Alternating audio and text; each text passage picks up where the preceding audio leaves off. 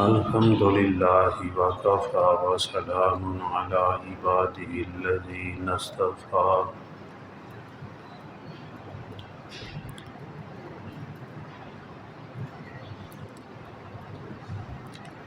اما بعد فاعوذ باللہ من الشیطان الرجیم بسم اللہ الرحمن الرحیم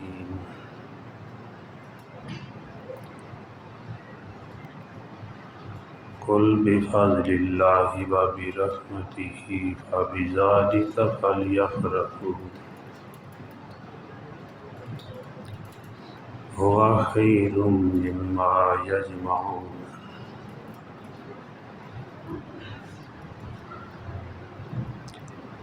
وقال اللہ تعالی فی شان رسولہ صلی اللہ علیہ وسلم وما ارسلناک الا رحمۃ للعالمین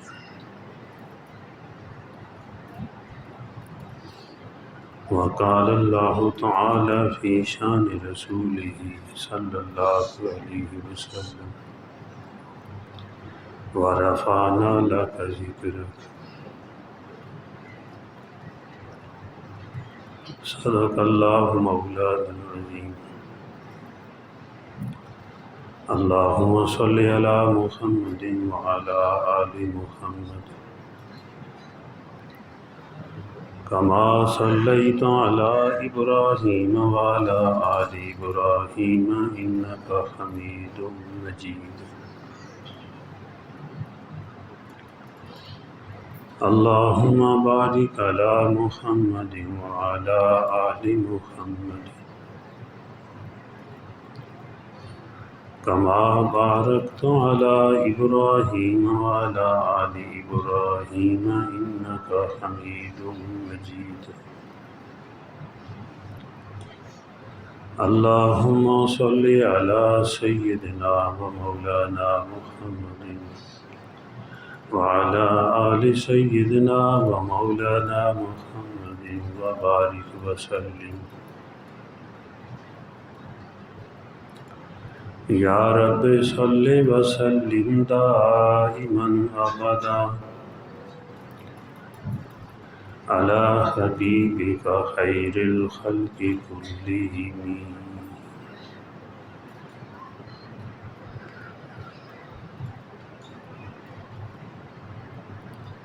اللہ جل جلالہ کا ارشاد گرامی ہے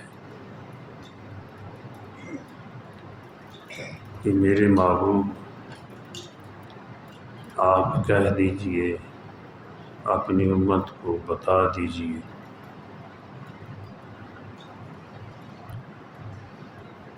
کہ اللہ کا فضل اور اس کی رحمت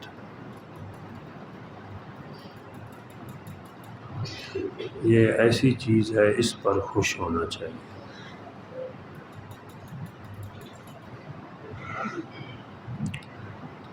هو خیر مما یجمعون، جو تم جمع کر رہے ہو یعنی مال، اس سے یہ بہتر ہے۔ یعنی اللہ کا فضل حاصل ہو جائے، اس کی رحمت حاصل ہو جائے تو فرمایا چاہیے کہ اس پر خوش ہو، نہ کہ صرف دنیا کا مال حاصل ہو جائے تو اس پر ہی خوش ہو۔ اس دنیا کے مال سے یا اللہ کا فضل اور رحمت بہتر ہے۔ اللہ کا فضل اور اس کی رحمت سے مراد کیا ہے؟ حدیث پاک میں آیا ہے، صحابی بیان فرماتے ہیں کہ فضل سے مراد اللہ کا قرآن ہے،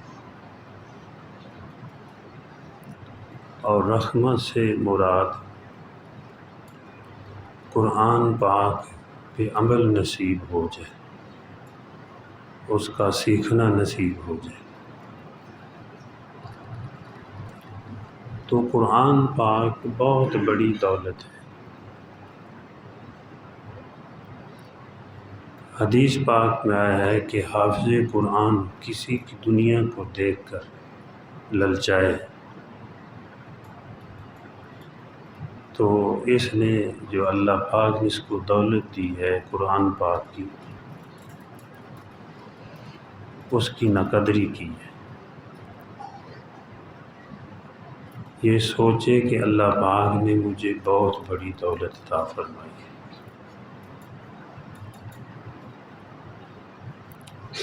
اور یہ وہ نعمت ہے جو دنیا میں بھی کام آنے والی ہے اور آخرت میں بھی کام آنے والی ہے۔ اور جن لوگوں کے پاس یہ دولت ہے وہ دوسروں کے بھی کام ان کی برکت سے بنتے ہیں اور آخرت میں بھی یہ لوگ دوسروں کے کام آئیں گے۔ مثلا حافظ قرآن کو اللہ پاک فرمائیں گے کہ جن پر جہنم واجب ہو چکی ہے 10 آدمی، پسند کر لو ان کو جنت میں لے جاؤ، تو یہ دوسروں کے کام آ رہے ہیں وہی لوگ اچھے جو آتے ہیں کام دوسروں کے۔ ہم نے پرائمری میں یہ اقبال مرحوم کا شعر پڑھا تھا۔ امام شافعی رحمۃ اللہ علیہ کے زمانے میں ایک آدمی کی اولاد نہیں تھی، تو اللہ پاک نے ایک عرصہ کے بعد ان کے ہاں امید لگائی تو بچی پیدا ہوئی، دن پورے ہوئے، بچی پیدا ہوئی۔ وہ آدمی فرط و محبت میں آ کر کہنے لگا میں اپنی بچی کو دونوں جہان کی دولت کا جہیز دوں گا، قسم کھا لی اس پر فرط محبت میں آ کر۔ لیکن بعد میں سوچا یہ میں کیسے کر سکتا ہوں، دنیا اور آخرت کی دولت اپنی بچی کو جہیز میں دوں، یہ کیسے ہو سکتا ہے؟ مختلف علماء سے انہوں نے پوچھا اس قسم کا کفارہ کیا میں جہیز میں دے سکتا ہوں دنیا آخرت میں؟ تو پھر آخر پہ امام شافعی رحمۃ اللہ علیہ کے پاس آئے،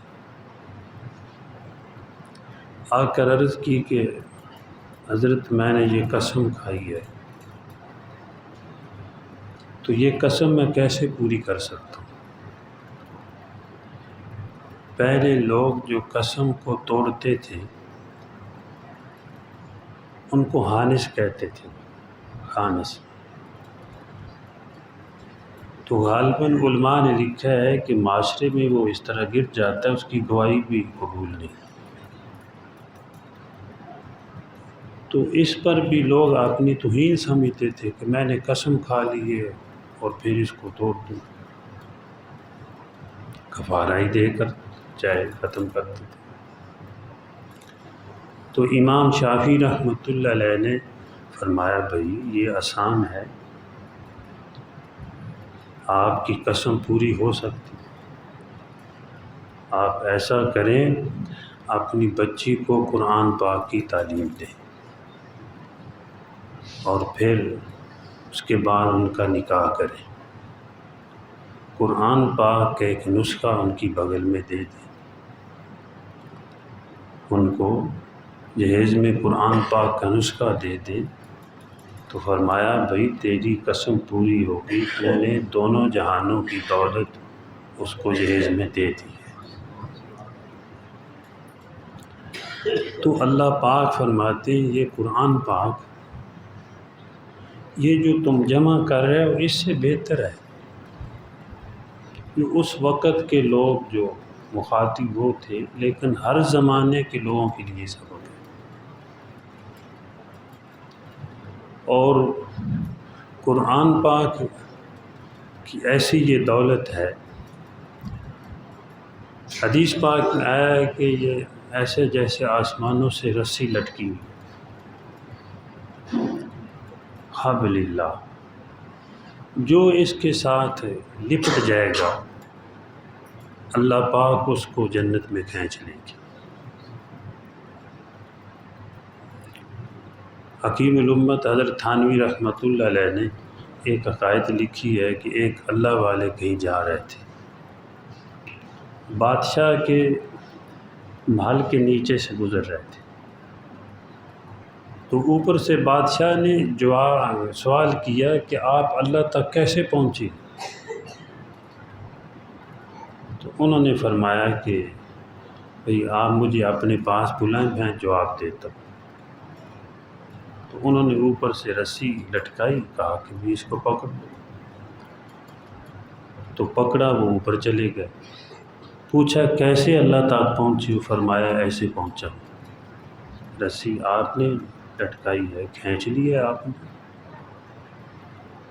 تو اللہ پاک کی رسی حبل اللہ، القرآن حبل اللہ، قرآن اللہ کی رسی ہے، جو اس کے ساتھ لپٹ جائے گا اللہ پاک اس کو جنت میں کھینچ لیں گے۔ اور لپٹا کون؟ ہم سمجھتے ہیں کہ صرف بھائی وہ لوگ جو صرف پڑھنے والے۔ حضرت عمر فاروق رضی اللہ تعالی، ان سے کسی نے پوچھا حضرت امیر المومنین، حدیث پاک میں ہے کہ خیرکم، یہ لوگ قرآن والے اچھے ہیں، خیر والے ہیں، تو ہم کہاں گئے؟ فرمایا تم ان سے محبت کرو، تم بھی اچھے ہو جاؤ گے، تم ان سے محبت کر لو۔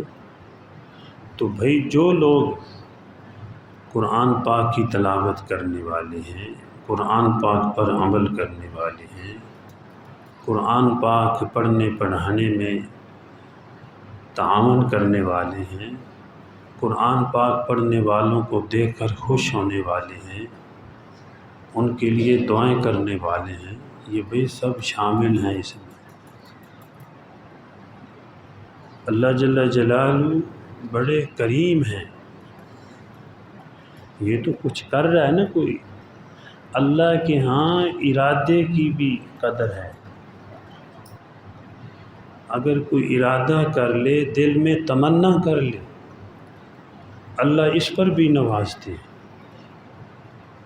عبداللہ بن مبارک رحمۃ اللہ علیہ کے زمانے میں ایک لوہار تھا، ان کا ہمسایہ،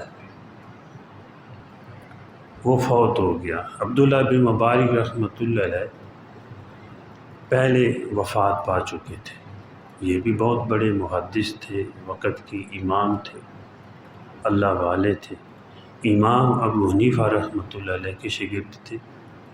امام بخاری رحمۃ اللہ علیہ بچپن میں ان کی کتابوں کو یاد کیا، یہ اتنی بڑی شخصیت تھی عبداللہ بن مبارک رحمۃ اللہ۔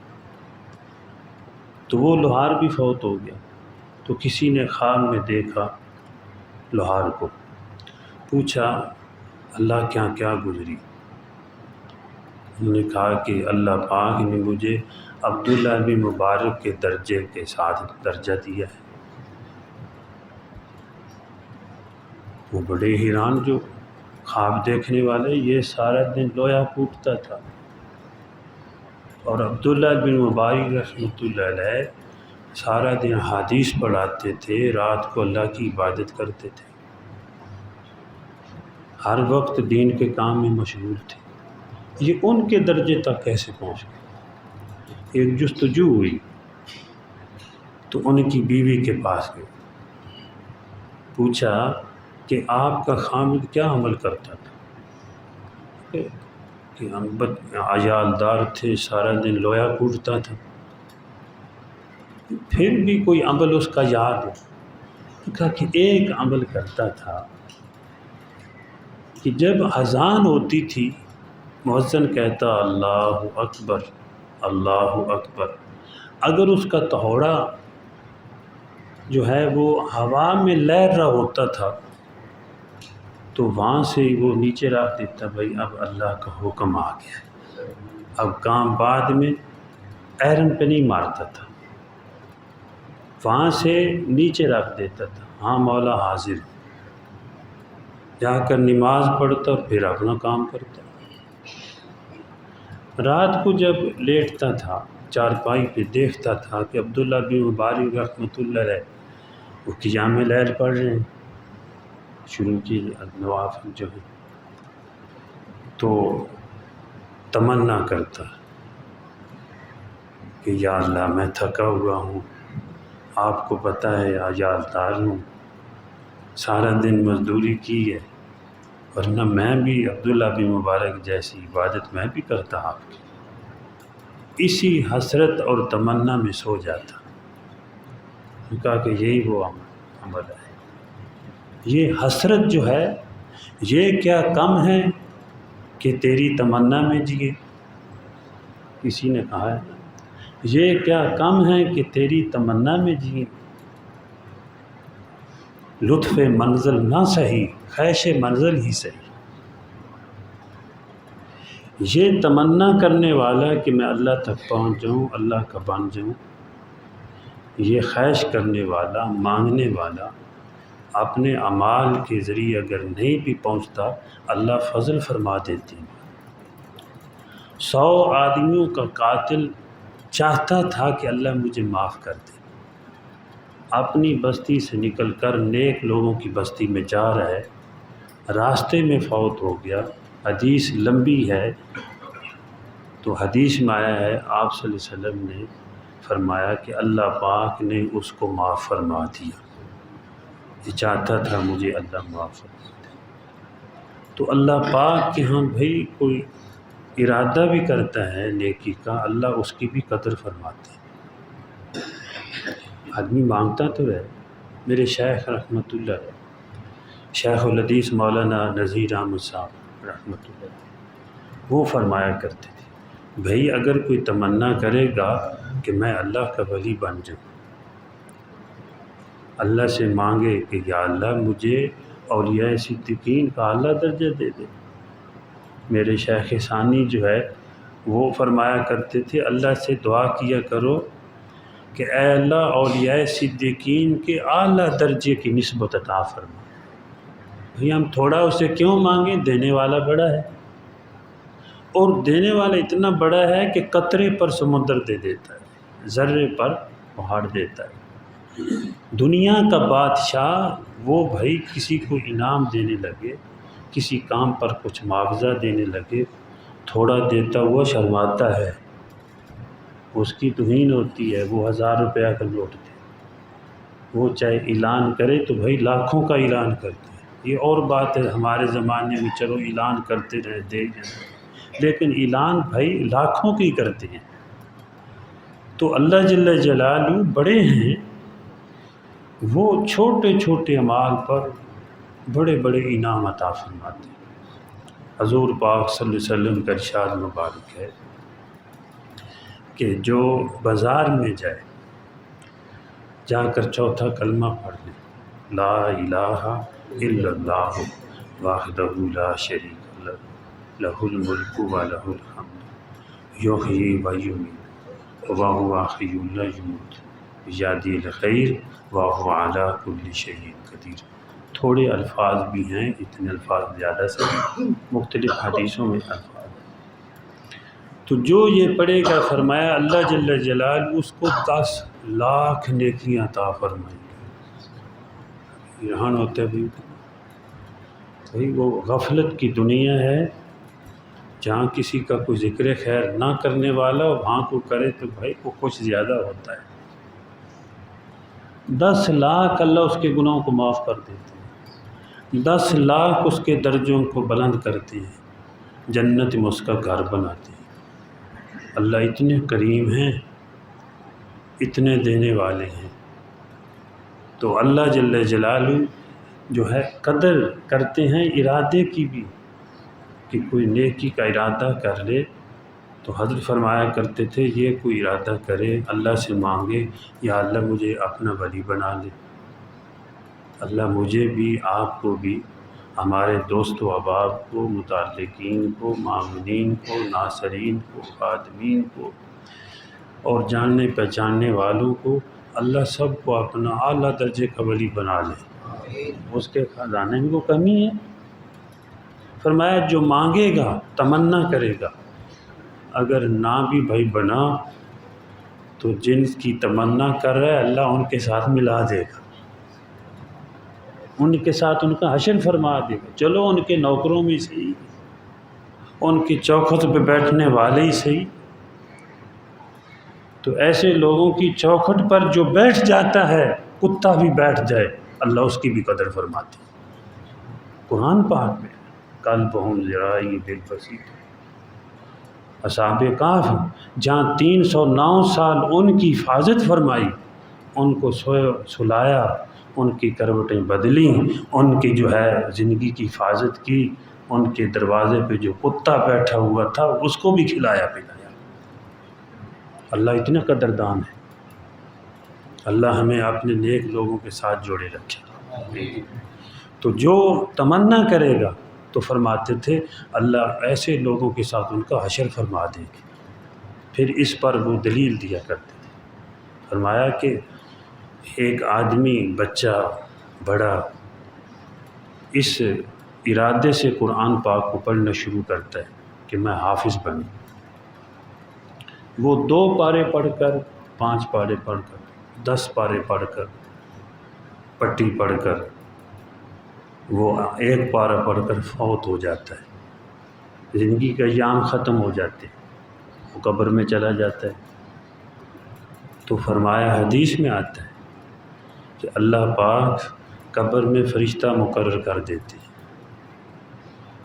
اور پھر اس کو قرآن پاک پڑھاتے ہیں، قیامت کے دن افاض کرام کے ساتھ ان کا شمار کریں گے، ان کا حشر فرمائیں۔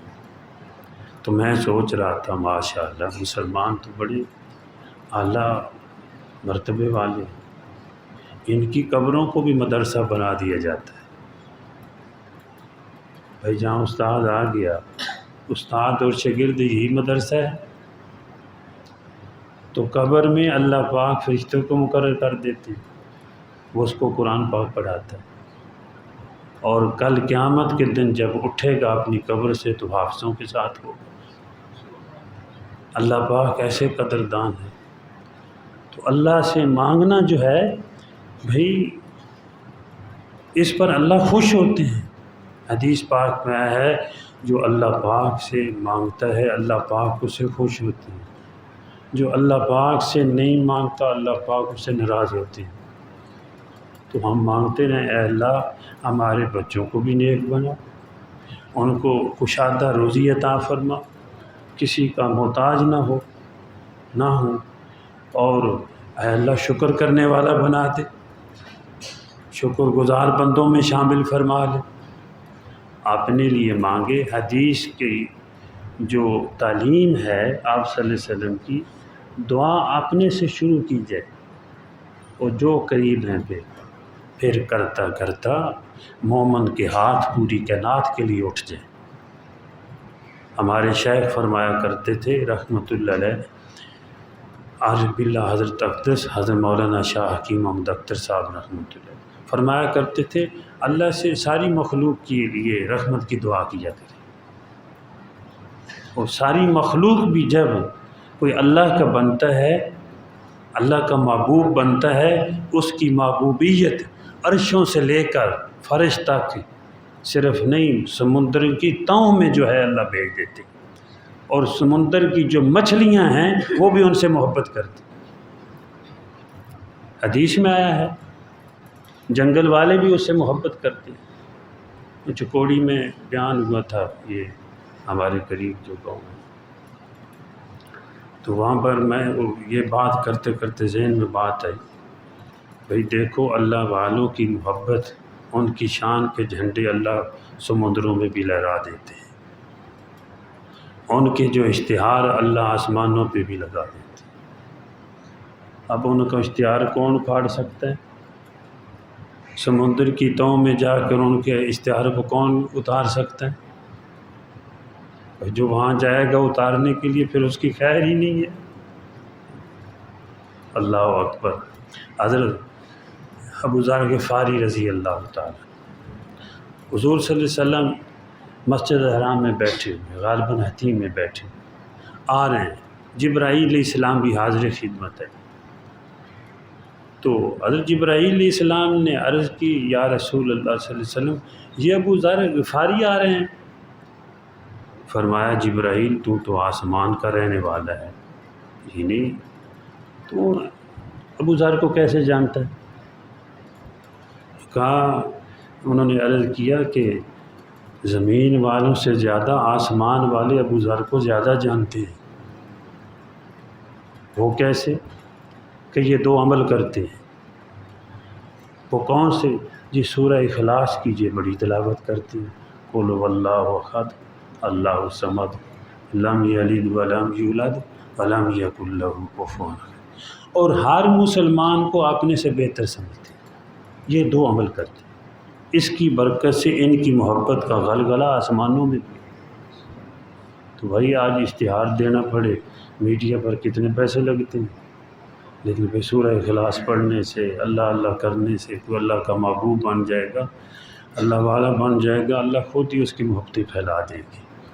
اللہ جل جلالہ مجھے بھی اور آپ کو بھی، بلکہ پوری دنیا کے مسلمانوں کو عمل کی توفیق عطا فرمائے۔ تو اللہ پاک کا ارشاد گرامی ہے، میرے محبوب بتا دیجئے، ان کو سمجھا دیجئے، جو اللہ کا فضل اور رحمت سے مراد حضور صلی اللہ علیہ وسلم کی ذات اقدس بھی ہے۔ ایک جو ہے ایک تفسیر عبداللہ بن عباس رضی اللہ عنہ کہ یہ ایسی دو چیزیں ہیں، تمہیں اس پر خوش ہونا چاہیے، اور جو تم جمع کر رہے ہو یہ اس سے جو ہے اس سے یہ اللہ کا فضل و رحمت بہتر ہے جو جمع کر رہے ہو۔ اگر کوئی اللہ کے راستے میں خرچ کرتا ہے تو اسی مال کے ذریعے جنت کی بشارتیں بھی لیتا ہے۔ یہ مال جو ہے، دنیا اس کو کہتے ہیں جس کے پیچھے لگ کر انسان دین چھوڑ دے، وہ دنیا ہے۔ وہ دنیا نہیں ہے جس سے زکوٰۃ دی جائے، وہ دنیا نہیں ہے صدقہ خیرات کیے جائے، وہ دنیا نہیں ہے جو دوسروں کے کام، یہ نہیں کہ آدمی دوسروں کے لیے نچھاور کرتا ہے، خود کھاتا ہے، اپنے آل و عیال کو کھلاتا ہے، وہ دنیا نہیں، دین ہے۔ حضور صلی اللہ علیہ وسلم نے فرمایا قیامت کے دن جب ترازو لگے گا، سب سے پہلے جو عمل ترازو ان نیکیوں کے پلڑے میں رکھا جائے گا، ترازو پر رکھا جائے گا، وہ عمل ہوگا جو اس نے اپنا مال و دولت اپنے آل و عیال پر خرچ کیا ہوگا۔ یہ نماز سے بھی پہلے جو ہے اس کا تذکرہ ہے حدیث میں۔ تو یہ دنیا نہیں ہے، یہ سمجھنے والی چیزیں ہیں۔ اللہ پاک مجھے بھی اور آپ کو بھی، بلکہ پوری دنیا کے مسلمانوں کو حضور صلی اللہ علیہ وسلم کی تعلیمات کے مطابق زندگی گزارنے کی توفیق عطا فرمائے۔